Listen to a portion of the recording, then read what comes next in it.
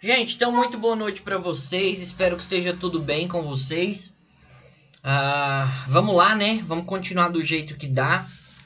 A aula passada a gente começou falando sobre a ação, né? Sobre a ação. E a gente falou algumas características do direito de ação. Nós falamos que o direito de ação ele era fundamental, que ele era subjetivo, que ele era público, que era autônomo, que ele era abstrato. Na aula de hoje a gente vai continuar falando um pouquinho sobre ação, sobre as características e sobre os principais pontos referentes a esse direito de ação, esse direito de buscar o poder judiciário.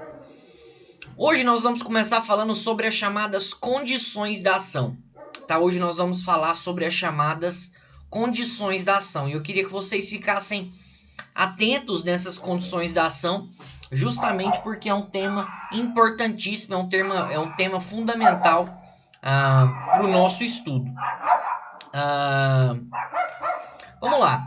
O acesso à justiça, tá, gente? A ida de alguém até a justiça, a procura de alguém pela sua tutela jurisdicional, como determina a Constituição, é amplo. Uai, cara, esses cachorros aqui que estão começando a latir aqui no prédio. Não é. Não é meu, não, nem cachorro eu tenho. É aqui fora. Mas vamos lá. Então, o acesso à prestação jurisdicional, o acesso à justiça, da forma como determina a Constituição, ele é amplo. No entanto, o exercício do direito de ação, ou seja, para que o direito de ação possa ser exercido, ele vai depender de algumas condições, vai depender de alguns requisitos, sem os quais não é possível obter do Estado uma resposta de mérito para aquela situação. Então é o seguinte, meu Deus do céu, que raiva disso aqui. Deixa eu pegar um foninho aqui. Amor, você tem um foninho aí, por favor?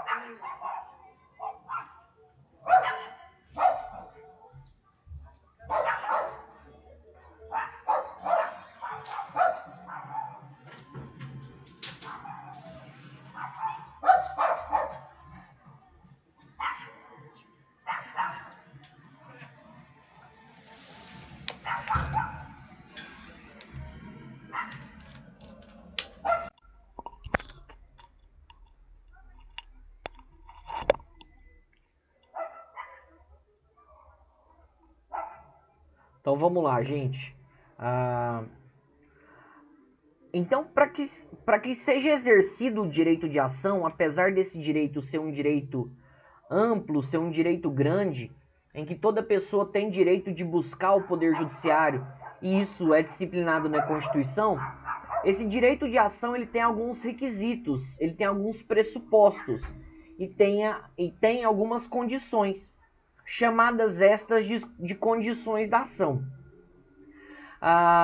É importante a gente falar o seguinte, que muito embora o novo Código de Processo Civil não tenha repetido a nomenclatura de condições da ação, mesmo que o novo Código de Processo Civil não tenha utilizado a mesma forma de se tratar dessas condições da ação, considera-se ainda a necessidade da presença de duas condições. Ou seja, mesmo que o novo Código de Processo Civil não tenha expressamente utilizado a nomenclatura das condições da ação, ou não tenha se baseado nas chamadas condições da ação, ainda é necessário estabelecer e se ver a necessidade das pelo menos duas condições. Quais são essas? Estão lá no artigo 17 do novo Código de Processo Civil. Vamos lá, vou abrir aqui para vocês.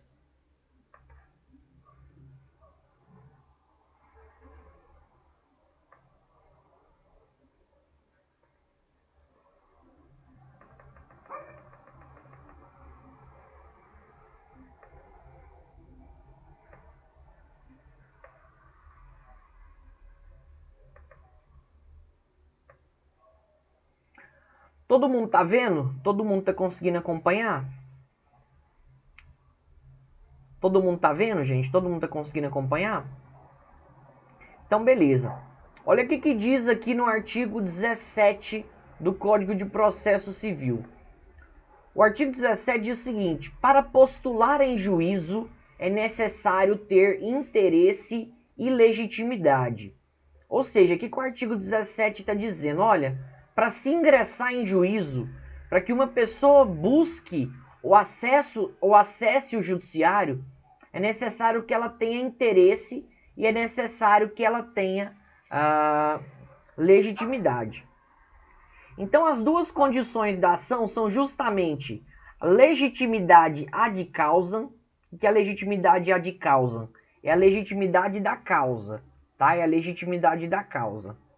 E também o chamado interesse de agir. O que eu queria até fazer um parênteses aqui com vocês, que é uma mudança que ocorreu do antigo Código de Processo Civil para o novo Código de Processo Civil. Antigamente, existiam 3 condições da ação. Existia a possibilidade jurídica do pedido, existia a legitimidade ad causam e existia o chamado interesse de agir.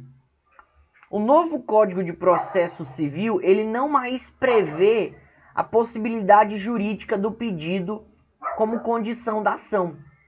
O novo Código de Processo Civil, ele não estabelece a possibilidade jurídica do pedido como condição da ação. Nesse caso, a possibilidade jurídica do pedido, ela foi absorvida pelo interesse de agir. Nesse caso, a possibilidade jurídica do pedido foi absorvida pelo interesse de agir. Então é preciso falar o seguinte: antigamente existiam essas 3 condições da ação. Existia a possibilidade jurídica do pedido, legitimidade ad causam e interesse de agir.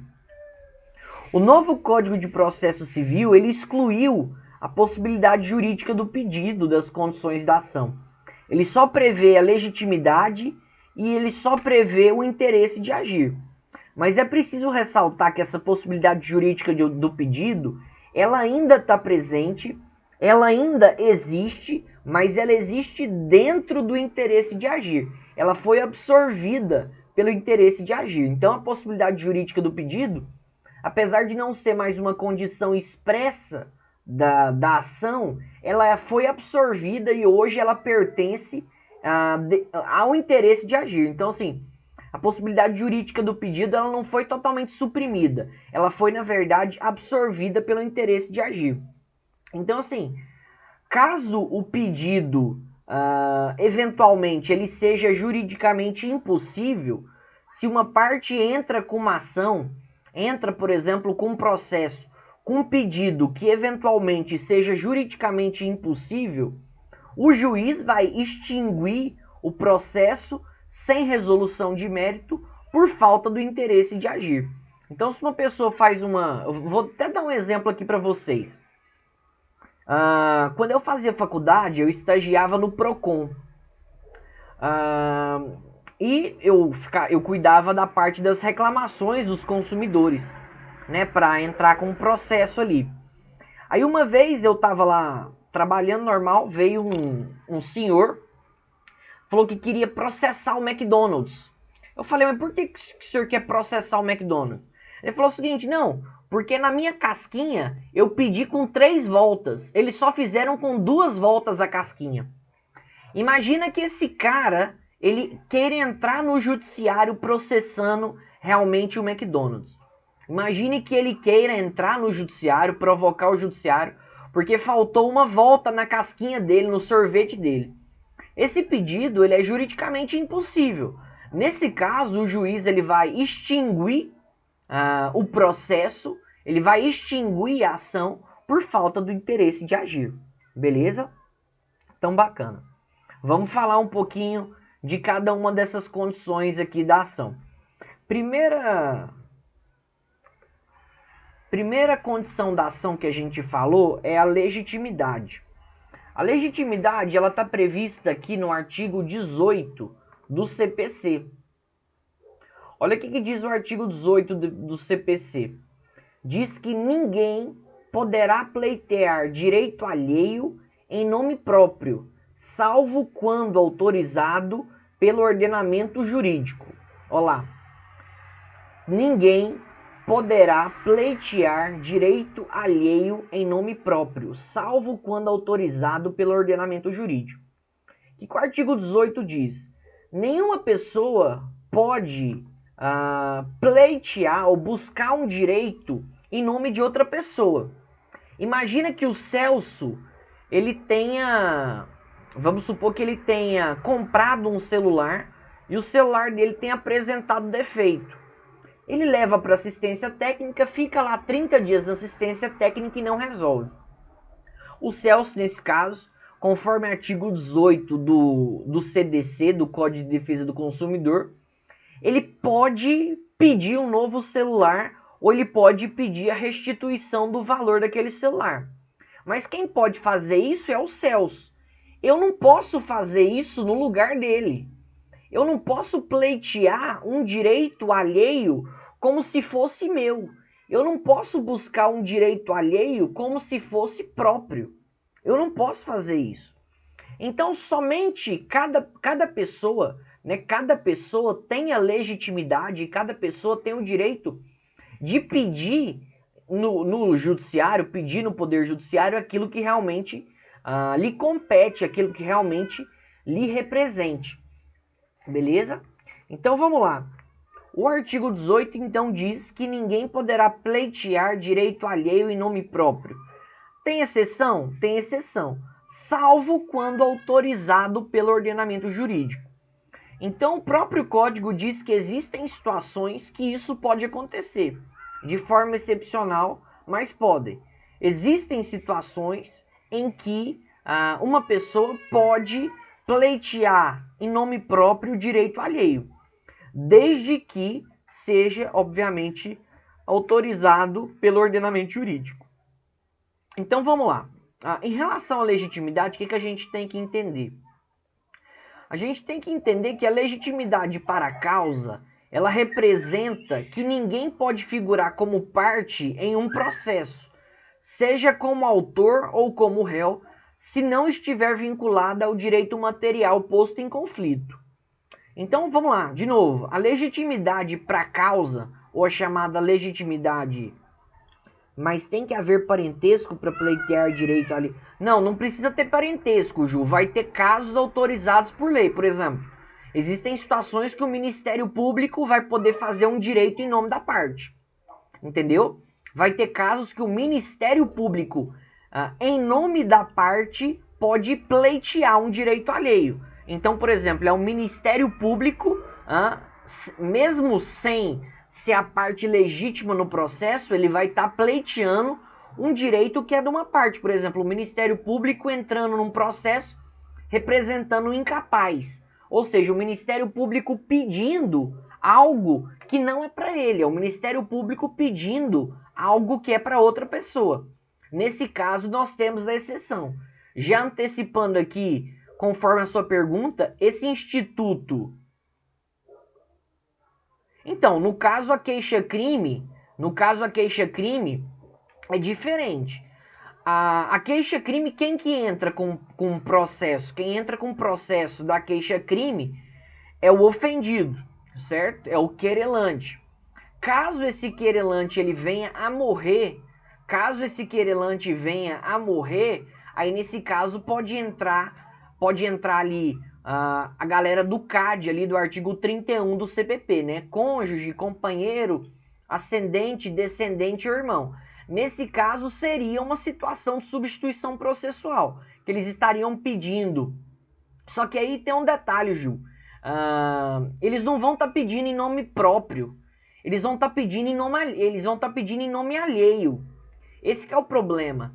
Na substituição processual, nessa questão da exceção em relação à legitimidade, a parte pede em nome próprio direito alheio. Essa que é a questão. A galera, o pessoal do CAD, lá do artigo 31 do CPP, eles não vão pedir em nome próprio, eles vão pedir em nome alheio, entendeu? Essa que é a diferença.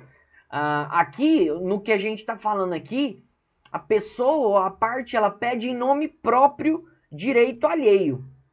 Já em relação à morte do ofendido na queixa-crime, não vai ser em nome próprio.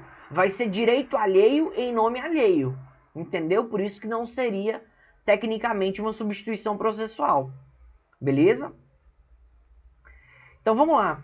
Então a legitimidade para causa, ela vai representar justamente o seguinte, gente, ninguém vai poder figurar como parte em um processo, seja como autor ou seja como réu, se não estiver vinculado ao direito material em conflito, ou seja, se não existir vínculo material com o conflito, se a pessoa não tiver participado, né, materialmente daquilo que aconteceu.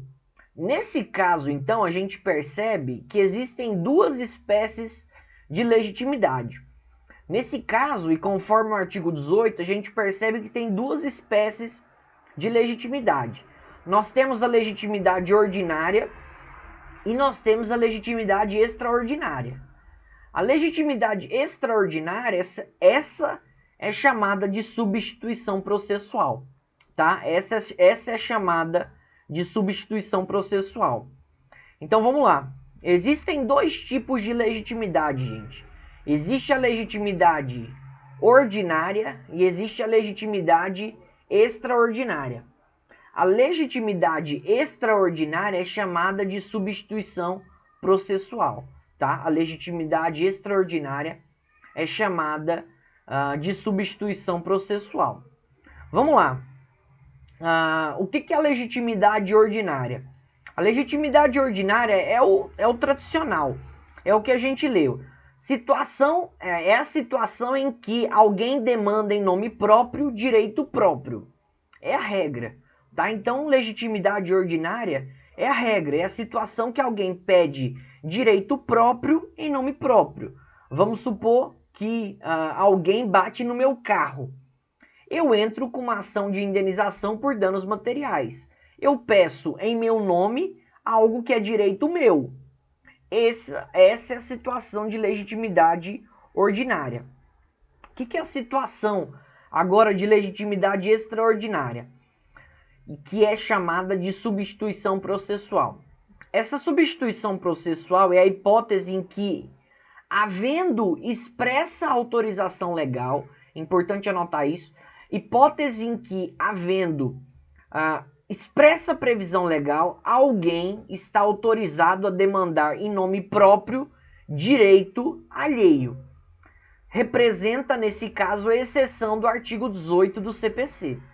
Então vamos lá, de novo. O que é a legitimidade extraordinária? O que é a substituição processual? É a hipótese em que, havendo expressa previsão legal, havendo expressa autorização legal, alguém está autorizado a demandar em nome próprio direito alheio.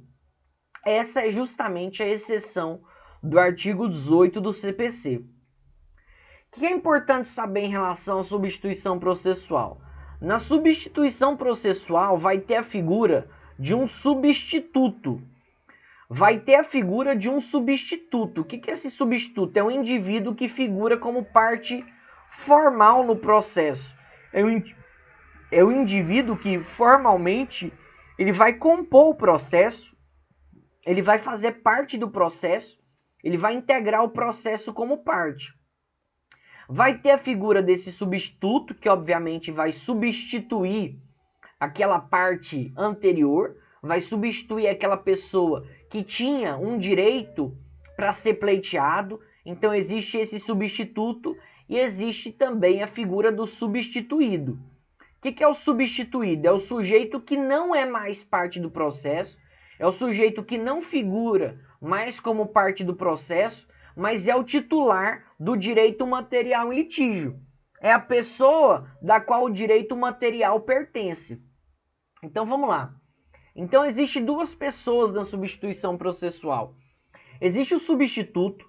Quem que é o substituto? Vai ser a pessoa que vai figurar como parte no processo, vai ser a pessoa que vai ser parte efetiva no processo, formalmente a pessoa vai integrar o processo. E existe o substituído. O que é o substituído? É a pessoa que fazia parte do processo, é a pessoa que tem o direito material, é a pessoa que tem o que pleitear, mas não figura mais como parte no processo, porque ela foi substituída. O código, e aí eu até queria ler para vocês aqui o artigo 18, parágrafo único. Olha o que diz o artigo 18, parágrafo único. Havendo substituição processual, o substituído poderá intervir como assistente litisconsorcial. Eu não vou entrar com vocês aí sobre as formas de intervenção de terceiros, mas é importante saber que o substituído, ou seja, aquele que tem o direito material, aquele que era parte no processo, aquele que todo litígio envolve ele pode participar no processo como assistente. Ou seja, ele pode participar do processo assistindo, ou seja, ajudando o substituto dentro do processo. Não vai ser parte, mas vai ser um assistente litisconsorcial. Ele vai ter uma relevância dentro do processo porque ele vai atuar junto com o substituto processual. Então vamos dar um exemplo aqui, até respondendo aqui aproveitando aqui a pergunta da Ju, vamos dar alguns exemplos aqui de substituição processual. Vamos dar alguns exemplos aqui de legitimidade extraordinária. Primeira, situação de mandado de segurança coletivo, tá? Mandado de segurança coletivo. Alguém pode ser titular do processo, pode ser parte no processo, representando, ou seja, pleiteando direito alheio em nome próprio,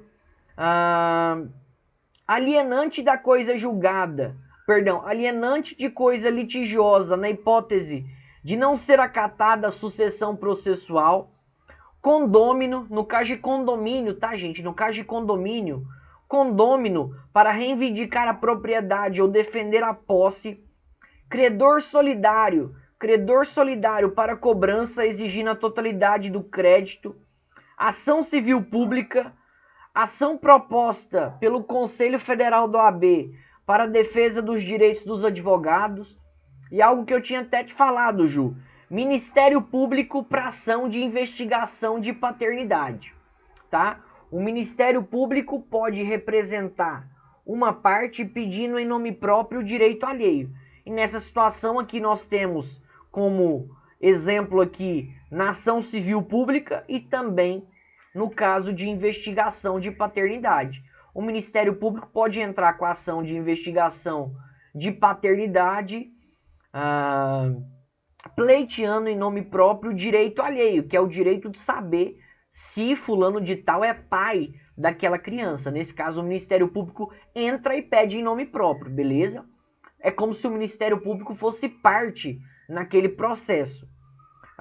Outra coisa também, outra situação que envolve o Ministério Público e que envolve substituição processual é a situação de alimentos, tá, gente? Situação de alimentos para os filhos em ação de divórcio. Imagina que o pai e a mãe estejam separando e o pai não quer pagar pensão. Nesse caso, a mãe pode ir até o Ministério Público, o Ministério Público pode entrar com a ação de discussão de alimentos em relação ao pai, e nesse caso o Ministério Público entra como parte pedindo alimento para os filhos. Beleza? Nesse caso o Ministério Público entra pedindo alimento para os filhos. Então é uma situação de legitimidade extraordinária. Outra situação também que envolve o Ministério Público, por exemplo, o Ministério Público pode substituir o idoso em situação de risco, tá? Então o Ministério Público pode substituir o idoso em situação de risco. Então, principalmente, tá, gente, quando existe o Ministério Público, muitas vezes quando o Ministério Público ele entra numa ação, pode ser que ele esteja como substituto processual, tá? Então o Ministério Público pode substituir o idoso, pode substituir em juízo o idoso, entrando, representando o idoso em busca de algum direito, tá? Em busca de algum direito. Importante a gente destacar aqui, tá, gente, que a gente não pode confundir substituição processual com representação processual, tá? A situação de substituição processual e a situação de representação processual é diferente. A substituição processual é uma situação que alguém demanda em nome próprio direito alheio, tá? Então, na substituição processual, o substituto, ele pede em nome próprio, ele pede por ele, vou falar dela agora, tá, Ju?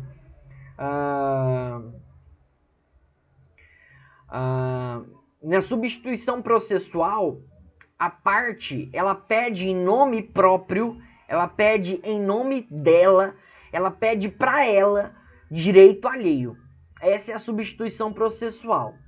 Já a representação processual é um instituto que tem por finalidade a implementação da capacidade processual. É um instituto que tem por função apenas a representação de alguém, mas em que se pede em nome alheio, direito alheio. Ou seja, e vão existir as pessoas que vão ser autorizadas a representar essa pessoa. Vamos lá. Vou dar um exemplo aqui. Imagina que em uma ação de alimentos que foi proposta por uma criança, imagina uma situação em que uma criança, em ação de alimentos, ela vai pedir determinados alimentos. Imagina que exista uma ação de alimentos proposta por uma criança. Será que nesse caso é uma situação de substituição processual ou será que é uma situação de representação processual? Nesse caso, tá? Nesse caso, a genitora, outra pessoa responsável pelo menor, vai acompanhar a criança em juízo.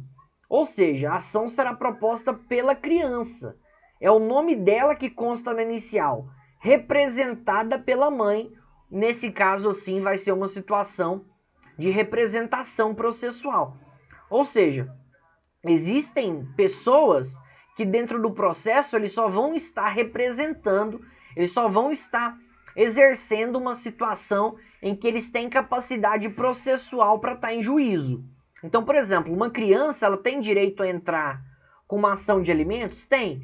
Mas ela pode entrar sozinha? Não, ela tem que ser representada pela mãe. Então, nesse caso, nós temos a situação de representação processual, tá? A ação vai ser em nome das crianças, a ação vai ser em nome dos menores, mas a mãe vai estar representando eles, beleza?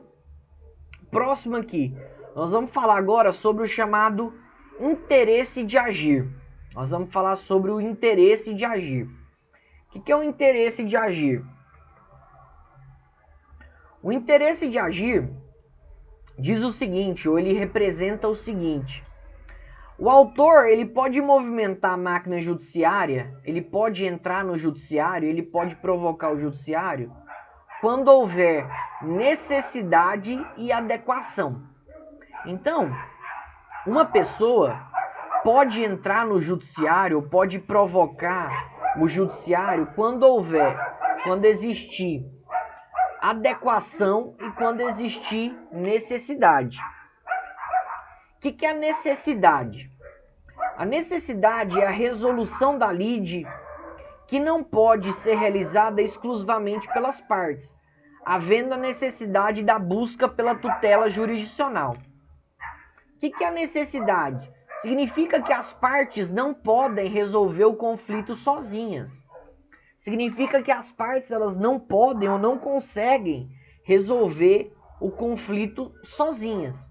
Então, nesse caso, existe a necessidade de se levar o processo para o judiciário. Então, a necessidade é justamente a situação em que as partes não conseguem resolver o processo sozinha. Perdão, não conseguem resolver o processo, não. Não conseguem resolver a situação sozinha e, nesse caso, precisam buscar a tutela do Estado, precisam buscar a prestação jurisdicional do Estado em relação ao processo. Então, nesse caso, a necessidade é justamente a situação em que não existe outra alternativa senão buscar a proteção e buscar justamente a tutela do Estado na prestação jurisdicional. Agora, o que é a adequação? Adequação é o seguinte: a modalidade de ação escolhida pelo autor, ou seja, a forma da ação escolhida pelo autor, deve ser adequada à solução da lide, ou seja, a alternativa encontrada pelo autor, ou seja, a forma que o autor entrou com determinada ação tem que ser adequada para a solução da lide. Por exemplo, imagina que o autor seja detentor de um contrato sem assinatura das testemunhas. Nesse caso, ele não tem interesse na propositura de uma ação de execução, já que ele não tem um título executivo suficiente para isso. Ou seja, a adequação é justamente a escolha, ou justamente a utilização da forma mais adequada da ação para se entrar com o processo. A adequação é a forma como o autor encontra, a maneira como o autor tem de encontrar uma possibilidade mais adequada para solucionar aquela lide. Então, por exemplo, imagine que eu compre um carro, aquele carro é novo, eu acabei de comprar ele, passa um tempo depois, aquele carro começa a dar problema no motor. Vamos supor que eu quero então devolver o carro, ou eu quero a restituição do meu dinheiro de volta porque o carro está na garantia. Imagina que eu tenha sumido a nota fiscal. Imagina que eu não tenha a nota fiscal do carro. Como que eu entro com uma ação pedindo a restituição de valores? Como que eu entro com uma ação pedindo a troca daquele carro se eu não tenho a nota fiscal, ou seja, se eu não tenho instrumentos, se eu não tenho meios adequados justamente para solucionar aquela lide, ou seja, sem a nota fiscal eu não consigo absolutamente nada, né? Então, por exemplo, uma situação de contrato de locação, se eu quero rescindir o contrato de locação, mas eu não tenho o contrato, eu não tenho uma cópia do contrato, ou seja, nesse caso não há adequação, nesse caso não existe adequação na solução da lide, não existe adequação no processo que eu quero buscar ou no processo que eu quero, obviamente, pleitear, beleza? Então o interesse de agir, ele se baseia justamente nesse binômio, se baseia justamente na situação de necessidade e adequação. Para que uma parte ela tenha interesse de agir dentro de um processo, é preciso que ela tenha necessidade e é preciso que ela tenha adequação, beleza? Vamos falar agora sobre uma situação que é chamada de carência da ação. O que é a carência da ação? Quando falta alguma das condições da ação, quando eu quero entrar com um processo e falta para mim interesse de agir ou legitimidade de causa, quando não há alguma das condições da ação, essa situação gera carência da ação ou gera carência de ação. A carência de ação é justamente a falta ou a ausência de alguma das condições da ação, com a consequente extinção do processo sem resolução do mérito. Então, quando falta alguma das condições da ação, quando estão ausentes alguma das condições da ação, a gente fala que aquela ação sofreu carência de ação, a gente fala que aquela ação é carente. Então, para que um processo prossiga, para que um processo seja julgado, para que um processo seja analisado, é necessário que aquele processo tenha as respectivas condições da ação. É necessário que aquele processo tenha legitimidade de causa e é necessário que aquele processo tenha justamente o interesse de agir. Se um processo, tá, gente, não tem legitimidade da parte, ou se um processo não tem interesse de agir, o juiz não vai chegar nem a analisar aquele processo. O juiz não vai chegar nem a julgar aquele processo. Ele vai extinguir aquele processo sem resolução de mérito. Então eu queria que vocês entendessem e soubessem que a carência da ação, ela gera justamente a extinção daquela ação, sem resolução do mérito. O que é sem resolução do mérito? É sem o juiz analisar o processo, sem o juiz julgar o processo. Ele simplesmente vai extinguir o processo sem analisar, sem adentrar no mérito daquele processo. É importante dizer, né, e é importante destacar que as condições da ação, que a legitimidade de causa e que o interesse de agir, eles representam uma questão de ordem pública. Eles fazem parte de uma questão de ordem pública. E justamente por isso, as condições da ação, a carência do processo pode ser reconhecida a qualquer tempo, em qualquer grau de jurisdição, independentemente de arguição das partes. Então é importante dizer que as condições da ação, elas são caracterizadas por serem questões de ordem pública. Então, por ser questão de ordem pública, ou seja, por interessar a coletividade, por interessar justamente a sociedade, a carência da ação, ou seja, essa extinção do processo sem resolução do mérito, pode acontecer em qualquer tempo, em qualquer momento, em qualquer grau de jurisdição, mesmo que as partes não queiram falar sobre isso, ou seja, independentemente de arguição das partes, ou seja, o juiz pode fazer isso de ofício. Vamos falar uma situação aqui que eu queria citar aqui para vocês. Essa verificação das condições da ação, tá, gente? Essa análise das condições da ação são realizadas pelo juiz em abstrato, sem se aprofundar no mérito da ação. Então essa verificação das condições, essa análise das condições da ação são realizadas pelo juiz em abstrato, sem entrar muito no mérito da ação, sem entrar muito no conteúdo da ação. Se o juiz tiver que analisar o mérito da ação para definir a existência ou não das suas condições, vai ser caso de sentença de resolução de mérito e não de carência de ação.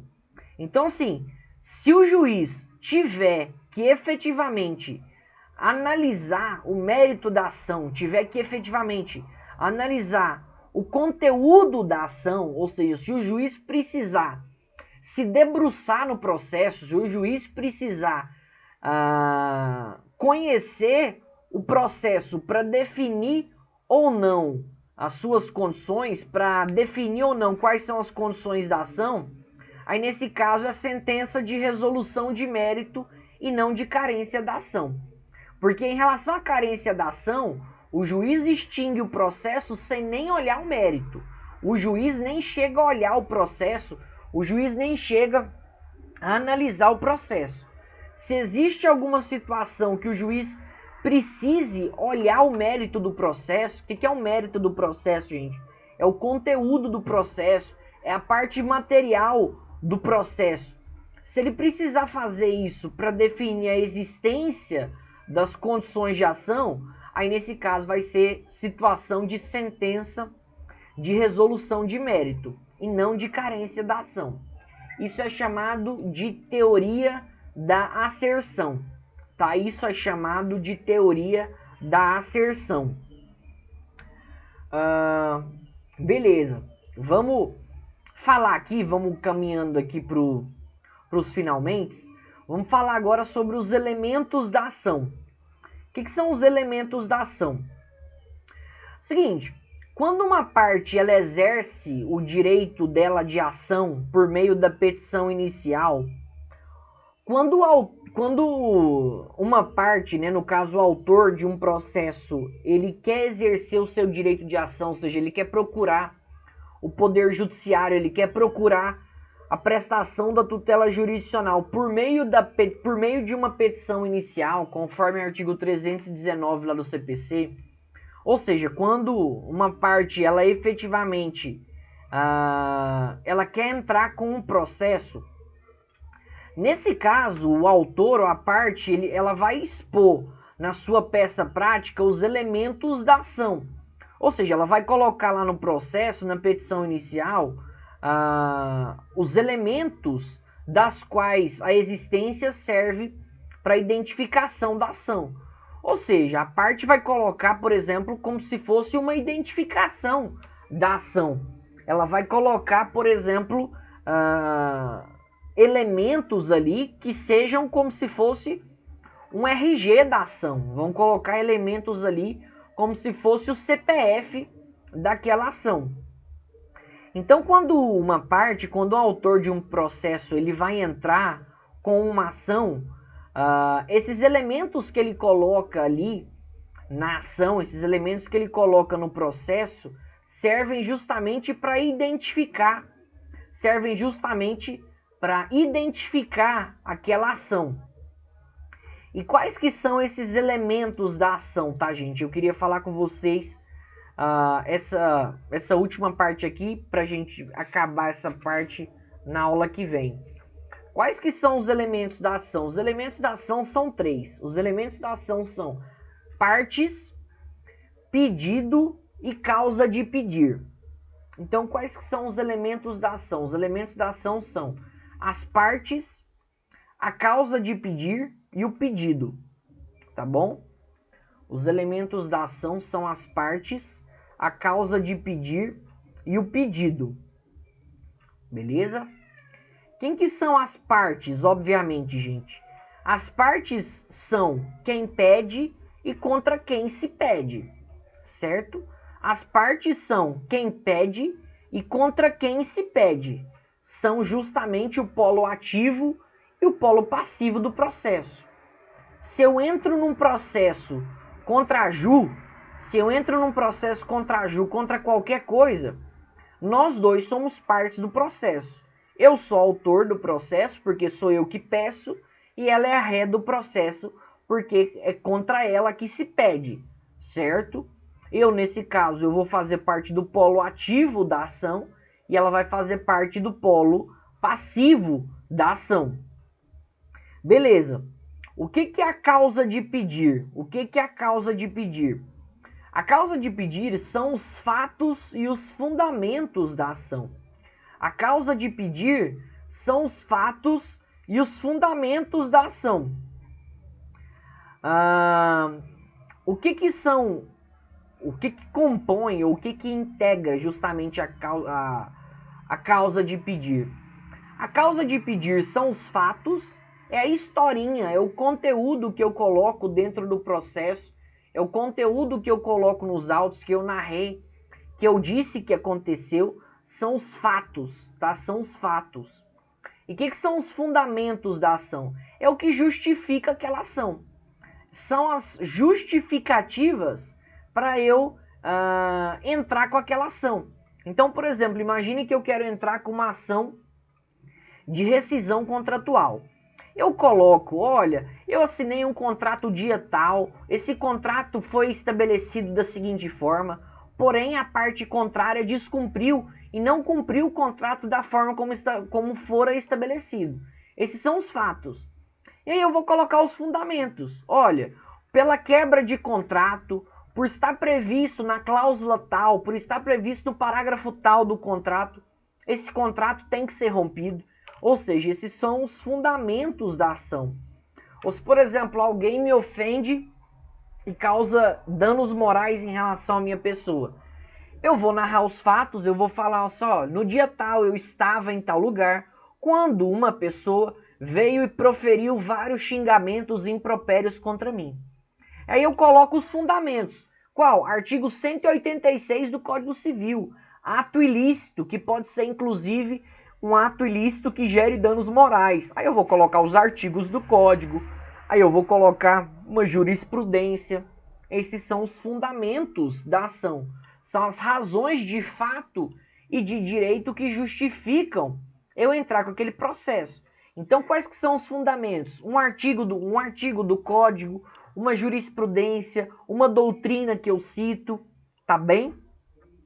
Existe causa de pedir remota e existe causa de pedir próxima. A causa de pedir remota são os fatos que dão origem à ação. A causa de pedir próxima são, obviamente, os fatos que dão origem àquela ação, ou seja, são os fatos que geraram aquela ação. E a causa de pedir próxima é justamente o direito ou os fundamentos jurídicos. Então, até falar para vocês o seguinte, gente. Um processo é dividido em 3 partes. Fato, direito e pedido. Então, o processo ele é dividido em 3 partes. Os fatos, o direito e o pedido. Os fatos e o direito, ou seja, os fatos e a fundamentação, integram a causa de pedir. Certo? E o que é o pedido? O pedido é justamente a tutela jurisdicional que é pretendida pelo autor e seus efeitos práticos. Ou seja, o pedido é justamente aquilo que se objetiva com aquele processo, é justamente aquilo que se quer com aquele processo. Então, o pedido é justamente a tutela jurisdicional que é pretendida pelo autor da demanda.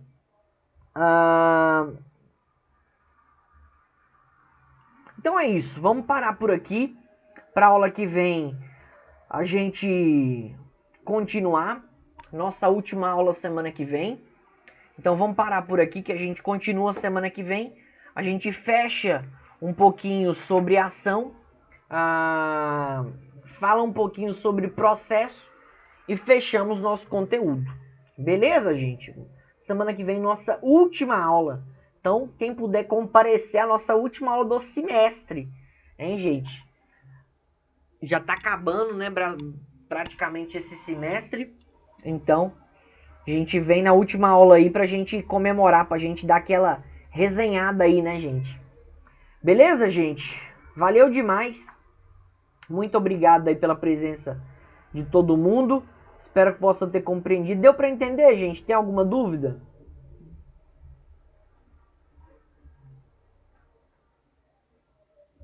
Gente, tranquilo? Então, beleza, então, gente. Valeu demais. Fiquem com Deus. Deus abençoe. Até a próxima aula, tá bom? Fica com Deus. Valeu, moçada.